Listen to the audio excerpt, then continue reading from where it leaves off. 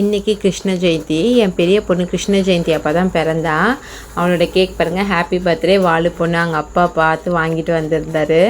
அவள் August 11 அப்போது 2019 கிருஷ்ண ஜெயந்தி வந்திருந்தது கரெக்டாக. அன்றைக்கி பிறந்ததுனால ஞாபகமாக அவளோட ஃபஸ்ட் பர்த்டேலேருந்தே நாங்கள் கிருஷ்ண ஜெயந்தி அப்போ இன்னொரு கேக் வெட்டுறோம் அவளுக்காக.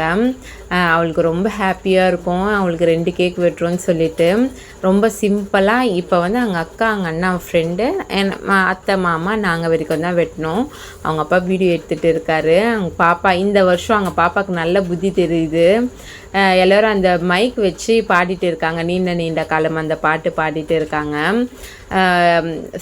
லக்ஷிதாவுக்கு இது 5 வயசு. 5 வயசில் அவள் 10 கேக் வெட்டிட்டா, 10 பர்த்டே கொண்டாடிட்டா. இது அவங்க சுபாத்தை அவளுக்காக கிஃப்ட் எடுத்துகிட்டு வந்திருந்தாங்க.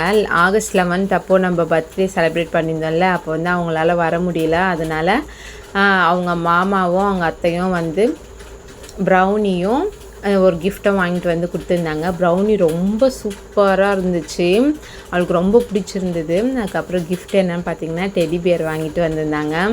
ரொம்ப நல்லா இருந்தது, அதுவும் அவளுக்கு ரொம்ப பிடிச்சிருந்தது. அந்த டெடி பியரை நல்லா ஹக் பண்ணி பார்த்துட்டு இருந்தா. கலரும் சூப்பராக இருந்துச்சு. இது கிஃப்ட் வீடியோ அப்போவே போடலை, ஏன்னா அவங்க 2 days கழித்து தான் வந்தாங்க பார்க்கறதுக்கு. அப்போ வாங்கிட்டு வந்திருந்தாங்க. இது என் ஃப்ரெண்டு பவித்ரா வாங்கி கொடுத்த கிஃப்ட்டு. இதுவுமே 2 days கழித்து தான் அவங்க கிஃப்ட் பண்ணாங்க. சாண்ட்ராவை பார்த்துட்டு ப்ளூடூத் ஸ்பீக்கர், அது மைக்கும் யூஸ் பண்ணிக்கலாம், ப்ளூடூத் யூஸ் பண்ணி பாட்டும் கேட்டுக்கலாம். இந்த கிஃப்ட் பேக் பாருங்கள், ரொம்ப சூப்பராக இருந்துச்சு. இதுவும் பவித்ரா தான் வாங்கிட்டு வந்திருந்தாங்க.